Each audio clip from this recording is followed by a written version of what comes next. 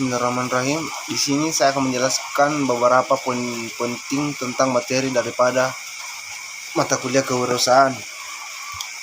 Pertama-tama, kita terlebih dahulu harus mengetahui kewirausahaan itu sendiri.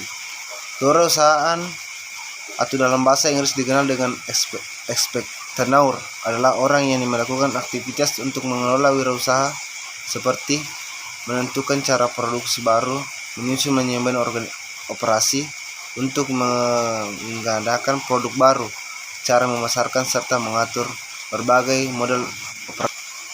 Dan kewirausahaan itu sendiri memiliki 3 jenis menurut Ir Ciputra. Yang pertama, necessity entrepreneur, yaitu menjadi wirausaha karena terpaksa dan desakan kebutuhan hidup.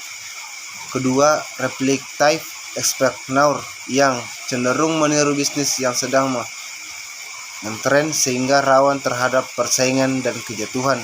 3, inovatif entrepreneur, wirausaha inovatif yang terus berpikir kreatif dalam memiliki peluang usaha dan peningkatannya. Kemudian kita masuk pada bentuk kegiatan wirausaha, memiliki beberapa poin. Pertama, dikelola sendiri. Kedua, dikelola orang lain. 3, patungan. 4, dikelola sendiri, artinya perusahaan memiliki modal uang dan kemampuan langsung terjun mengelola usahanya. Poin kelima, dikelola orang lain, artinya pengusaha cukup menyetor sejumlah uang pengelolaan usaha disertakan kepada orang lain. Cara berwirausaha. Cara berwirausaha dapat dijalankan secara berkelompok atau per orang. Jenis usaha yang dijalankan dapat bersifat komersil dan sosial atau kedua-duanya. Memiliki modal sekaligus menjadi pengelola. Menyetor modal pengelola ditangani pihak mitra dalam bentuk saham sebagai bukti pembelian.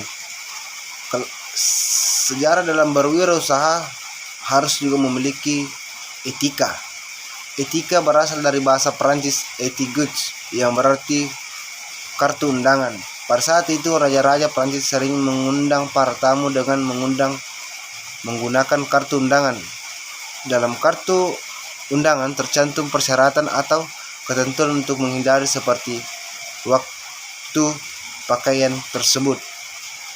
Pengertian secara luas, etika adalah tata cara berhubungan dengan manusia lain karena masing-masing masyarakat beragam adat dan budaya. Etika sering disebut sebagai tindakan mengatur tingkah laku atau perilaku manusia dengan masyarakat.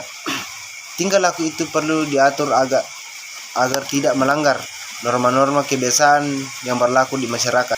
Etika dalam berwirausaha. Suatu kegiatan usaha harus dilakukan dengan etika atau norma-norma yang berlaku di masyarakat bisnis. Etika atau norma-norma itu digunakan agar para pengusaha tidak melanggar aturan yang telah ditetapkan dan usaha yang dijalankan dengan memperoleh simpati daripada pihak lain. Etika wirausaha secara umum. Sikap dan perilaku seorang pengusaha harus mengikuti norma yang berlaku dalam suatu negara atau masyarakat. Berpenampilan sopan dalam situasi atau acara tertentu. Cara berpakaian yang layak dan pantas. Cara berbicara yang santun dan tidak menyinggung perasaan orang lain. Perilaku yang menyenangkan kepada orang lain.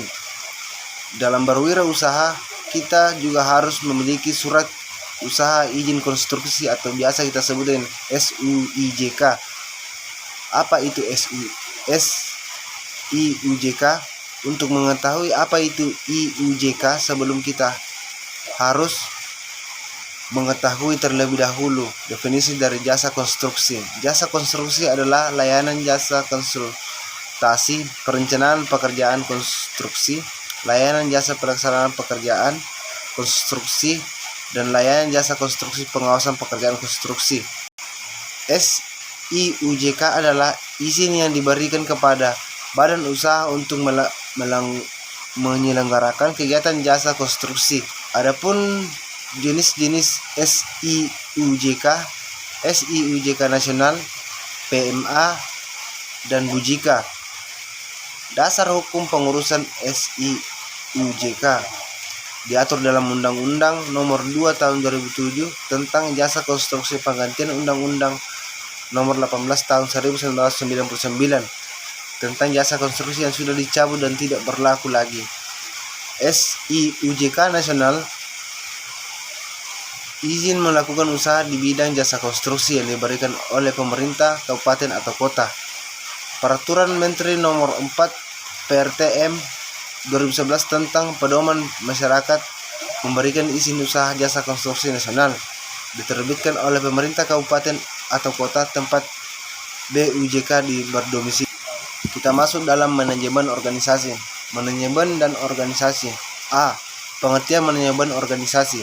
Setiap perusahaan memiliki tujuan.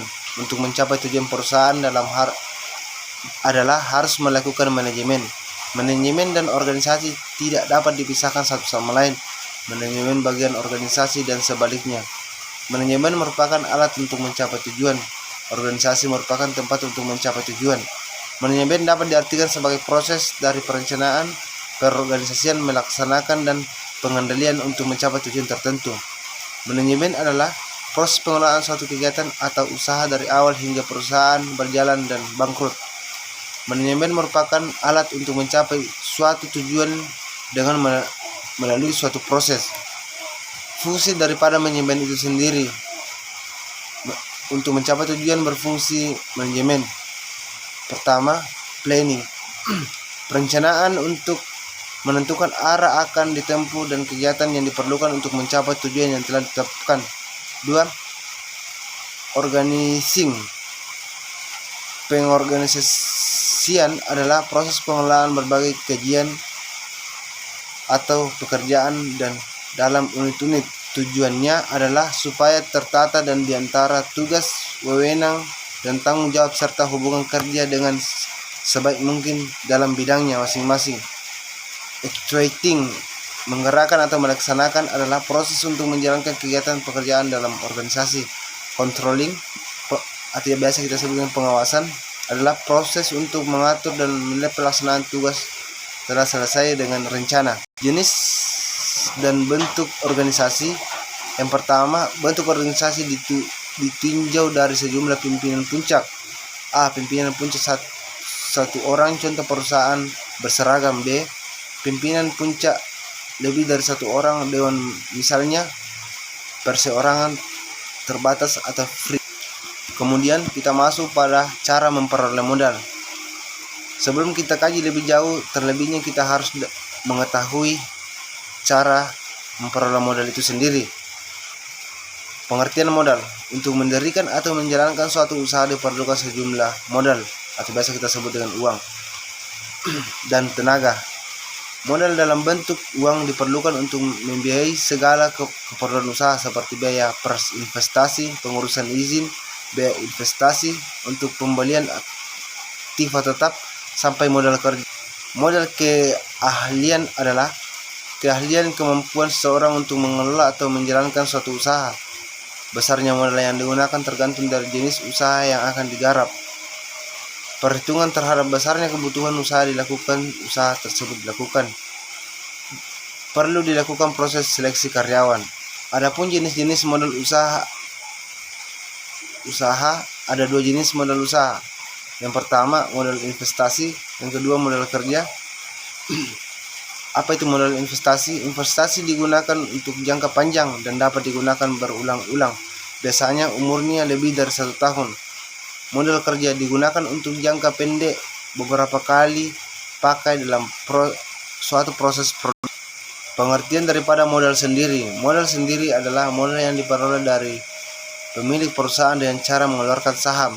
Keuntungan menggunakan modal sendiri untuk membiayai suatu usaha adalah tidak adanya beban biaya bunga, tetapi hanya membayar dividen.